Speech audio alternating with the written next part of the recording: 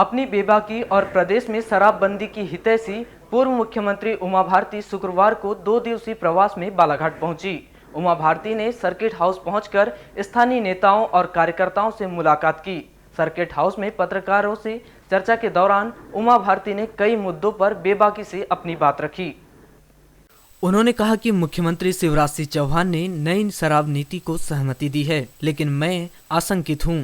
जब तक मेरे हिसाब से प्रदेश में शराब नीति लागू नहीं होती है, तब तक मैं बेचैन रहूंगी। उमा भारती ने कहा कि शराब देश को बर्बाद कर रही है। दुनिया से शराब का नामो निशान मिटा देना चाहिए। इसके लिए सरकार को पहल करनी चाहिए। अगर राजस्व का घाटा होता है तो झेल लेना चाहिए और राजस्वी वसूली के और भी तरीके खोजने चाहिए। दरअसल महापुरुष दूनदेव और अनुयायियों द्वारा नशा और शराब के खिलाफ अभियान छेड़ा गया है। अनुयायियों के नागपुर आने के निवेदन पर पूर्व सीएम उमा भारती ने पहले बालाघाट में रुकने का फैसला किया। उन्होंने बताया कि मैं बेहद सकारात्मक माहौल में बालाघाट पहुंची हूं। 1 जनवरी को विधायक गौरीशंकर बिसेन का जन्मदिन है और बालाघाट के बाद नेक कार्य के लिए नागपुर जाना है। इससे पहले सांसद ढाल सिंह बिसेन, पूर्व विधायक रमेश भटेरे, भाजपा नेत्री मौसम हरिणखेड़े, पूर्व जिला पंचायत अध्यक्ष रेखा बिसेन, पूर्व नगर पालिका अध्यक्ष रमेश रंगलानी, नगर पालिका अध्यक्ष भारती ठाकुर सहित अन्य भाजपा पदाधिकारियों ने उमा भारती का स्वागत किया। हालांकि सर्किट हाउस में विधायक गौरीशंकर बिसेन गैर हाजिर रहे। पत्रकारों से चर्चा के दौरान पूर्व सीएम ने कहा कि नई शराब नीति के लिए प्रदेश अध्यक्ष वीडी शर्मा संगठन का पक्ष रखेंगे।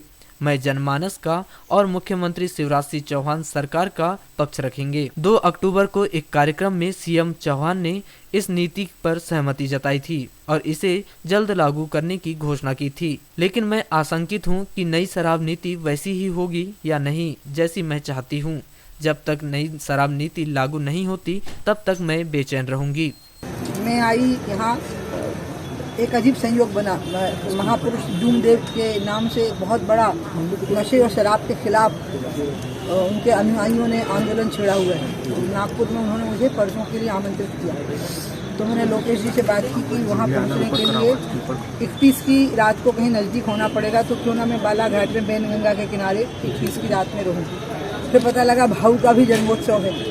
भाऊ ने मुझे गौरी भाऊ ने फ़ोन किया, तो कुल मिला के एक हंसी खुशी के अच्छे सकारात्मक वातावरण में मैं यहाँ आई हूँ। बाकी की जो बातें हुई हैं वो इतनी ज़्यादा हो चुकी हैं कि अगर उनको ना रिपीट करो तो अच्छा है, क्योंकि मैंने कल एक ट्वीट बना दिया है, सबको बंटवा देती हूँ आप लोगों को कि सबके प्रश्नों के सारे उत्तर उसमें शामिल हैं। बाकी कोई अच्छी बात पूछनी जरूर पूछ, मैं आपका हर उत्तर दूँगी। जब तक आप नहीं कहोगे कि दीदी जाओ तब तक जाऊँगी नहीं, खड़ी होंगी। जी दीदी, शराबबंदी को लेकर जो आप अभी जो माहौल बनाए हुए हैं, तो क्या लग रहा है कि आपकी बात को सीएम शिवराज सिंह जी नहीं मान रहे हैं क्या? नहीं, ऐसा कुछ भी नहीं है। मेरे क्या है आदत, मेरी क्या है मैं आपको बताती हूँ। जब मैं चुनाव लड़ती हूँ तो 2 लाख से लीड कर रही हूँ, लेकिन 50,000 वोट काउंटिंग के लिए बचे होंगे। तब भी जब तक जीत का सर्टिफिकेट हाथ में नहीं आता है, मैं मानती नहीं हूँ कि मैं जीती।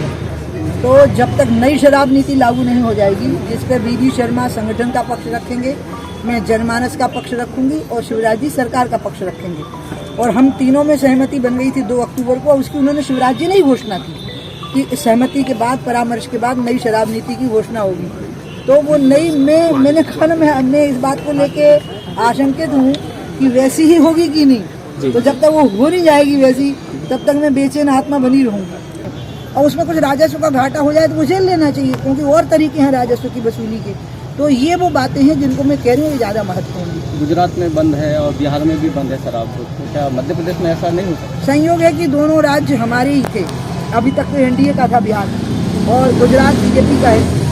अब मध्य प्रदेश में अगर ये देखिए, मेरा आप किससे पूछ रहे हो, मेरे से, मेरे अंदर तो फितूर ये है कि शराब नाम की चीज़ इस धरती पर होनी नहीं चाहिए। नष्ट कर दो उसको और नशे को भी नष्ट कर दो, लेकिन सरकार पहली पहल करे, क्योंकि सरकार ने वितरण की एक प्रणाली है जिसमें खामियां हैं, और शिवराज जी ने स्वीकार किया उसको। बहुत अच्छी बात है, उन्होंने कहा हाँ खामियां हैं, हम उनको दुरुस्त कर लेंगे। मैं तो उनसे बहुत प्रभावित हुई कि वो बहुत बड़ा दिल रखने वाला व्यक्ति है। शराबबंदी के मुद्दे पर आगे बोलते हुए पूर्व सीएम ने कहा कि कई लोग सोचते हैं कि मैं शराबबंदी के खिलाफ बोलकर सरकार या बीजेपी के खिलाफ बोल रही हूं। लेकिन ऐसा सोचना बिल्कुल गलत है और दुखद भी।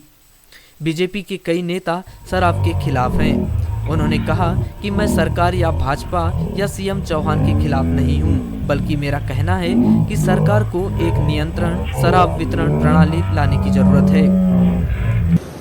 मेरा निजी भाव है कि शराब इस धरती पे बिल्कुल नहीं होनी चाहिए। मैं दो चीज़ों को एक साथ देख रही हूँ ना। गंगा हर एक चाहता है कि हमारे मुंह में जाए मरने से पहले, मैंने उसके लिए भी कार्य किया। और शराब एक ऐसी चीज़ है कि हम चाहते हैं किसी के मुंह में ना जाए। अब देखिए ना, उसके लिए भी अपने आप ही ऐसा कोरोना काल में हो गया कि कोरोना से लोग मरे, लेकिन शराब नहीं पीने से लोग नहीं मरे।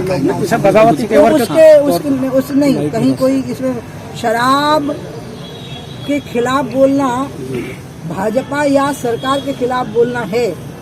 अगर ऐसा हम सोच लेंगे तो ये तो बहुत दुखद होगा कि भाजपा का मतलब शराब है क्या, सरकार का मतलब शराब है क्या, जबकि भाजपा के लोग तो खुद ही शराब के खिलाफ हैं। भाजपा के नेता शराब के खिलाफ हैं। मैं सरकार या शिवराज या भाजपा के खिलाफ थोड़ी ना हूँ। मैं तो उनको ये कह रही हूँ कि आप एक नियंत्रित शराब वितरण प्रणाली यहाँ पे ले आइए। और आश्चर्य की बात है कि उन्होंने उस जन अभियान को स्वीकार कर लिया, अडॉप्ट कर लिया सरकार ने। तो अगर हमारे बीच में असहमति होती तो वो स्वयं उसको अडॉप्ट ना करते। एक जन आंदोलन को पहली बार देश में किसी सरकार ने अडॉप्ट किया है। मेरा मानना तो है कि मैंने जगत जी को पत्र भी लिखा, राष्ट्रीय अध्यक्ष को, कि शराब पर केंद्र की सरकार नीति नहीं बना पाएगी क्योंकि शराब राज्य का विषय है, लेकिन पार्टी नीति बना सकती है और बनी हुई नीति को भाजपा शासित राज्यों को दे सकती है। ये लिखा है मैंने, आपको पता ही होगा उसका। और वो भाजपा शासित राज्य उस नीति का पालन करें, वो ऐसा कर सकती है। तो मैं अकेले मध्य प्रदेश को थोड़ी कहूँगी, ये उत्तर प्रदेश में भी है, बाकी जगह पर भी है। लेकिन मध्य प्रदेश एक ऐसा राज्य है जिसमें शिवराज जी जैसा मुख्यमंत्री है और बीडी शर्मा जी जैसा प्रदेश अध्यक्ष, दोनों सतोगुणी चरित्र के लोग हैं, निष्ठावान लोग हैं और विश्वास करते हैं कि ये होना चाहिए, हम तीनों का सुर एक हो गया। तो मुझे लगता है कि मध्य प्रदेश ही मॉडल स्टेट बन जाएगा इसमें, क्योंकि मध्य प्रदेश कई चीज़ों में मॉडल स्टेट बना। देखिए, तीर्थ दर्शन में बना, कन्या विवाह में बना, लाडली लक्ष्मी बना, बहुत चीज पेशा में बना। तो हम तो सुर में एक सुर में हैं। बगावती तेवर अगर आप कहोगे ना तो फिर इसका मतलब आप शराब और भाजपा को एक मान रहे हो। तो क्या शराब और भाजपा एक है? क्या शराब का ट्रांसलेशन भाजपा और भाजपा का ट्रांसलेशन शराब हो जाएगा? आप भाजपा के कार्यकर्ताओं से पूछ के देखिए, वो तो दुखी हो जाएंगे, ऐसा सुनते ही दुखी हो जाएंगे कि दीदी अगर शराब का विरोध कर रही है तो वो भाजपा का विरोध कर रही है। अगर ये उनको लगेगा कि ऐसा इंटरप्रिटेशन हो रहा है तो वो तो शर्मिंदगी के गर्त में डूब जाएंगे। नहीं, ऐसा कहीं कुछ भी नहीं है। आगे उमा भारती ने कहा कि मुझे यह तर्क दिया जाता है कि अगर प्रदेश में शराबबंदी हो जाती है तो लोग जहरीली शराब पीने लगेंगे, लेकिन जहरीली शराब का शराबबंदी से कोई संबंध नहीं है। मध्य प्रदेश में शराबबंदी नहीं है, लेकिन यहाँ मुरैना में जहरीली शराब से मौत हुई है। उत्तर प्रदेश के प्रतापगढ़ में भी जहरीली शराब से लोग मरे हैं। दरअसल जहरीली शराब के पीछे माफिया हैं, जो पुलिस और प्रशासन और नेताओं के संरक्षण में काम कर रहे हैं। उमा भारती ने शराब माफिया, खनन माफिया और पावर जनरेशन माफिया को महादैत्य का करार दिया है और खुद को इससे खतरा बताया है।